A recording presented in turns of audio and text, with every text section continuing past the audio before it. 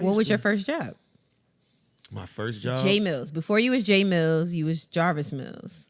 Or were you Millsy at this time when you got your first job? I wasn't Millsy. I was Jarvis Million. Okay, Jarvis Million. That should sound crazy. How old were you? Paint the picture. 13, 14. Okay, so what was the first job? I had a summer youth job. I had a summer youth job in Harlem, New York City. Okay. In Esplanade Gardens. I'm laughing because I've been there before. Okay. All right. I had shout out to all my peoples in Esplanade Gardens, Uptown, Lenox Ave, Harlem. I wonder, is that like still a job now? Probably. Oh, this is crazy. All right, so I had a summer youth job. So summer youth I don't know if they still got it or whatever, but that was somebody jump in the comments and let us know. Yeah, let me know if summer youth is still a thing. I'm that old. And it was when you become 14, you could get your working paper, your working permit or something, and you can go get a summer job. So it would only be certain jobs that you could get that you could choose from, right? So when I saw the list, for summer youth jobs, I saw something that said beautification. So in my mind, I'm young, you're artsy. 14, I'm artsy. I'm like, beautification. That sounds like it's gonna be some chicks in there. That sounds like I don't know what it is because I'm 14, but I think beautification sounds like something where it's gonna be some girls in there. Some beautiful women. Beautiful, magnificent. I get to the job the first day and I see like the big trash thing with the big garbage bag and a broom and like a... How are you dressed for this job? I probably had on like a jersey with some shorts. You were so not ready for summer youth. I didn't... Beautification. You went fly. There's going to be some joints in here. It's going to be some joints. Some joints, all right, to that trash. There's some water bugs. There's some roaches and... It's mice. That's what it is. So they gave me like all these little appliances. Keep in mind, he didn't live in Esplanade. No, I didn't live in Esplanade. If Esplanade is on 145th up to like 149th, from Lenox to 7th, all these buildings. I lived on 144th between 7th and Lenox. So it was walking distance. Okay, so what rapper was from like that area for those that are not from Harlem? From the 40s. Give it to us. Between Lenox and 7th, Lenox up there. Well, Loon is from 144th between 7th and Lenox. So shout out to Loon. Me and Vado. Loon, who's now Brother Amir. Yeah, Brother Amir. All praises due. Okay. Me and Vado, we from 144th between 7th and Lenox. 143rd, it's a few people from 143rd. I don't want to forget nobody right now. I don't want. Is Loaded Lux from 140? I think Loaded Lux might be from 142nd too, or close to that area. But he's from 8th Avenue. Uncasa from 142nd, 8th Avenue. Had Ice from 142nd, 143rd, 141st up there, 8th Avenue. Okay. Charlie Clips from 142nd. Mace from 139th. Okay. So he's Big painting L a picture of all these people that are from that area. Okay. We all from that area. From that area. Okay.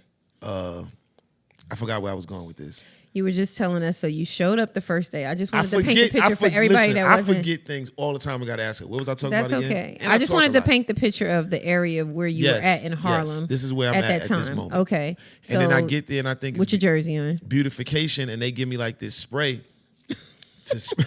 Like the spray, like for when you spraying the pest control. Pest control. Like what we use in the garage. So make a long story short, for y'all people who don't know what beautification is, right? I was basically a janitor. When I got there, they could have just put janitorial work or janitor and they put beautification. That's wild extra work. You could have just put janitor. You didn't have to put beautification. We live in California and sometimes the helicopter be looking for people. Like it'd be high-speed chases, it'd be crazy. So if you just heard that helicopter, that's how it goes sometimes. But yeah, beautification. That like beautiful people. Yeah, and I feel like I just spent a bunch of time on beautification, so I'm not even going to go to the next job. I'm going to let you say one of the jobs that you had back in the day. Because we got a few. Okay, so my first job was in Jersey at a restaurant called John's Place. Sounds like Rachel's Place. Where Rachel's Place? No, now you got to tell the people where Rachel's Place is. You tried to slide Rachel's Place in Family Manners. Family Manners. Family Matters. Family Matters. I'm sorry. She said Family Manners. It does sound like Stephon I'm sorry. Raquel would be ashamed I'm of you right sorry. I worked at a Laura place. look crazy now too, but that's a different conversation. I worked at a place called John's Place. It sounds hilarious, right? So myself and Daria, which is one of my childhood friends, one of her best friends, still to this day. Shout out to Daria. Shout out to Daria. Made wild cakes with Journey, and she will probably she would probably pull up a picture of us. We wore black pants and white shirts. And aprons. So we were busting tables. We weren't actually waitresses. We were busting the tables because we were working under the table. What's busting the table? Like cleaning the tables off, grabbing the tips. You ain't take orders. You couldn't. Nobody didn't order at first. Cheeseburger deluxe or nothing. It was like a soul food restaurant, but it was in Newark. But it was really, really popular. A lot of people from New York used to come over. No, unfortunately, the owners passed away. But it was a really rest in peace. It was a really, really popular restaurant in Newark back in the 90s, and it went on for decades. And after a while, we stayed there busting tables, and then we would do the breakfast. So then we started serving after a while. And it was pretty interesting. Came up in the world? We came up. We got really, really good tips. We used to keep our nails done, get our doobies done, and go to the mall. So it was a great start for us to start making money. And then after that, I will say my first official job where I received the actual paper paycheck was McDonald's. So we worked at with Daria as well. We worked at McDonald's on Route 22 in Union, New Jersey. Oh, you was in the middle of it. So it was night and day going from the restaurant, the black owned soul food restaurant with a bar. With a bar. To McDonald's where we made Happy Meals and wore headsets. So that was like, and we wore uniforms. When you used to leave at night, you used to take like wild cheeseburgers. Or they ain't have chicken. You know what's funny? So. Back then they had chicken selects. Those were like the biggest things. Chicken selects was like the big thing when we worked there. Please. Chicken selects. This wasn't a topic. This wasn't a topic. And I will say this. McDonald's taught me a lot of structure. It taught me about budgeting because we used to get paid weekly. You said McDonald's taught about budgeting. It taught me about budgeting my checks because we used to get taxes taken out and everything. So the thing with McDonald's was at that time they had us selling supersize. Supersize was like the biggest thing at that time. Try to sell everybody on supersizing their meals. So if they came in and ordered a number 1 or number 2, which was $2.99 at the time, that's how old we are. See if they'll supersize it for 39 cents more. They'll get more fries and a larger drink. That was the thing back then. Okay. And they always threw me in the drive-thru. So I always had the headset on. Oh, if I knew you and I pulled up to the drive-thru. And anybody who knew me, I would hook them up. Now look, you just said something about chicken selects, right? And you know me. You know me very well. What is the one thing that McDonald's serves? Oh God, that makes me so. It just makes me highly upset. Okay, what is the one thing that if I could have a conversation with the people at McDonald's that makes the decisions on when to bring this disgusting sandwich back and put it in front of my face? The McRib. Oh my God, the McRib, yo. Who keeps deciding to bring the McRib back?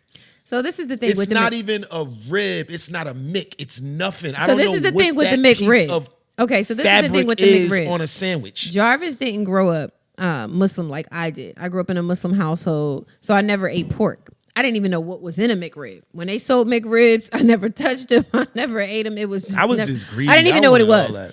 So for him, he always yearned to find out what the big McRib tastes like. I learned my lesson. He learned a couple years ago when they brought it back, and he just had to try it. And he still, to this day, doesn't know what that meat is. I don't know why they keep bringing. And we love McDonald's. Why they keep bringing the McRib back? It's really not that serious. But they just keep finding a way to bring the McRib back. So when you said chicken selects, I'm like, that wasn't a topic. But if they could brought you to the McRib. Why they don't bring chicken selects back? Yeah. Why KFC don't bring back potato wedges? I don't want to get chicken with French fries from KFC. Y'all don't do French fries. Bring potato wedges back. Bring the honey barbecue wings back. The 4 wings with the biscuit. It's probably gonna be like $9 now.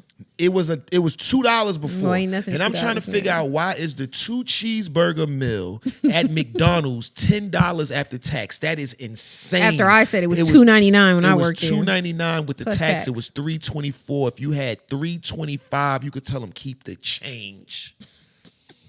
This wasn't even a topic. You had to take a drink to that. I got you worked up. Now your head ain't get cured, man. Now your head ain't get cured. All right, so back to the previous jobs, right? I worked in KB Toy Store. I worked in KB Toy Store doing the night shift overnight for the holidays. So this is how crazy this job was. It was a good job, though. It paid good. It wasn't a bad job. But I think this was the first time I had a job where I was working the night shift. Okay. So I used to have to be to work like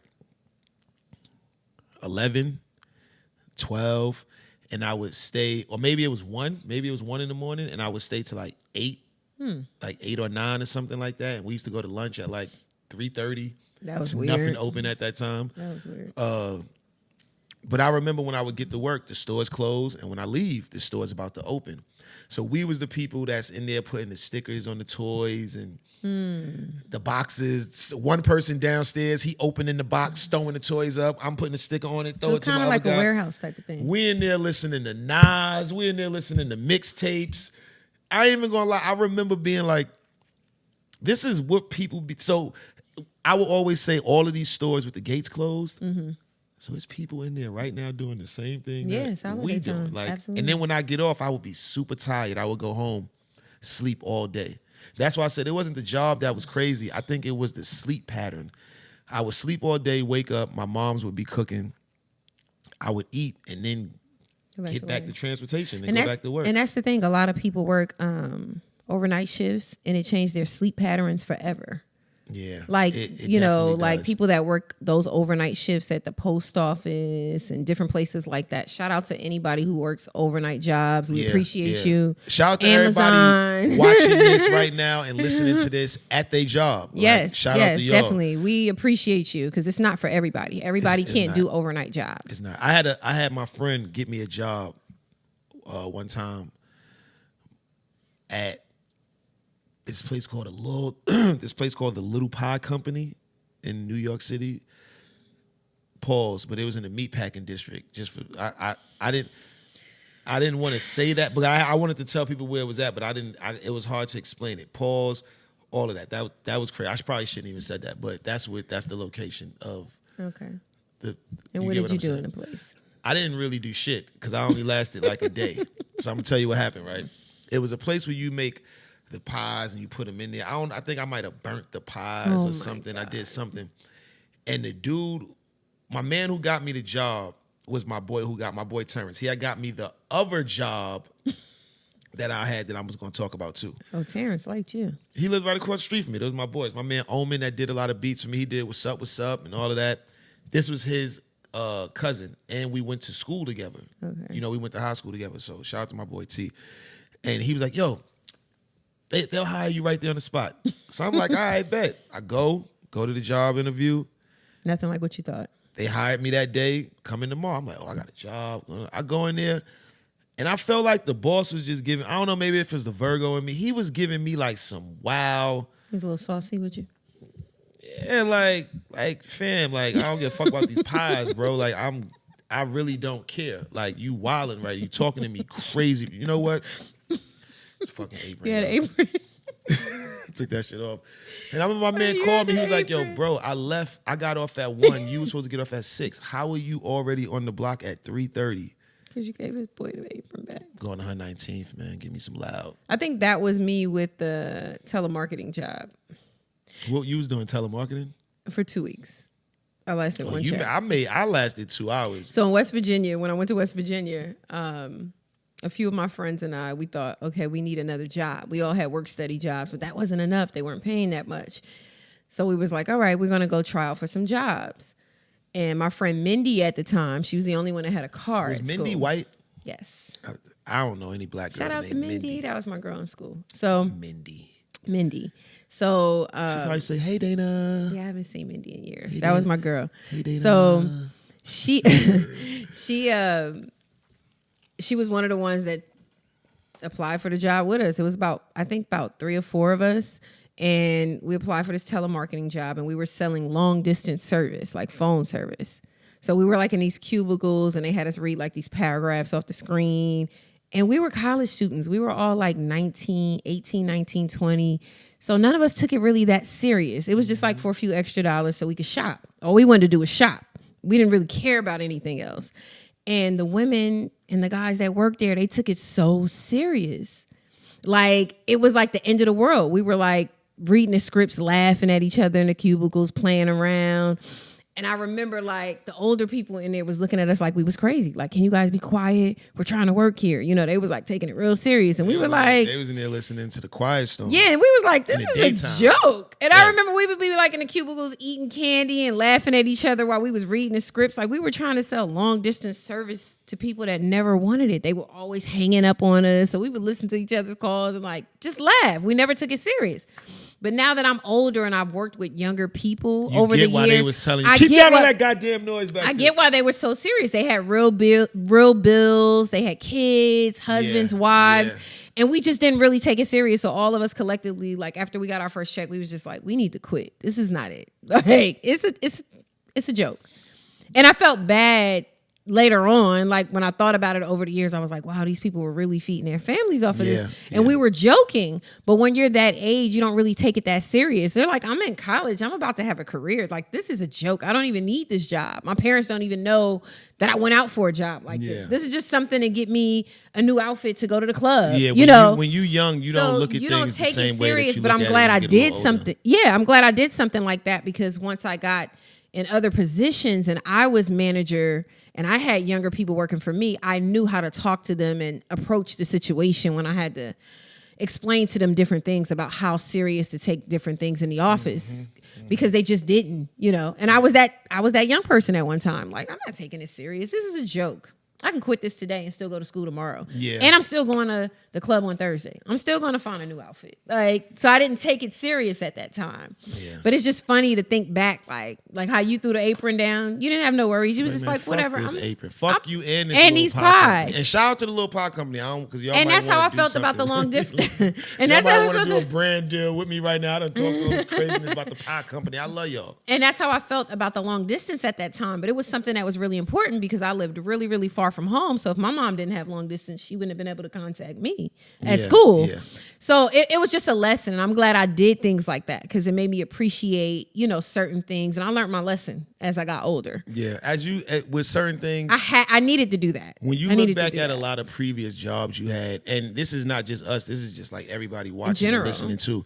When you look back at a lot of the previous jobs you had, you could probably see why you didn't make it. You know, like how you just said when you were younger, you didn't understand the older people in the cubicles. No. When I was younger, I didn't understand the guy looking at it like, yo, you burning these pies. Like, we got a long line. We got people that put in orders, and we told them they could be here in 20 minutes to pick up they order that they made over the phone. You burnt them. Now we got to. They got to wait our customer service. I didn't understand that as a kid. So now that we're older, it's a lot of different things. Yeah, that, definitely. You know, I always say this. I feel like living life, that's your resume to like your next chapter. You know, like all of your jobs and they lead things up to you who had, you are now. like, you know, all of the things that you went through when you were younger, all the things I went through when I was younger, it all makes me who I am now. Like, there might have been certain jobs that you had that you didn't understand it at that time, but it might have made you a better mother. Yeah, you know, or it might have been jobs that I had I didn't understand at that time, but it might have made me a better man getting fired. Right. You know what I'm saying? Because you can understand the severity of something like that. So I will say, I many years ago, I worked for Verizon, and my trainer, we had training for 4 weeks. And you was at the Verizon joint. Like, did you ever get like a dude you was messing with, like a free phone or something like that you wasn't supposed to? No. Just family members. You wasn't so. Just family members. Nah. Just family members.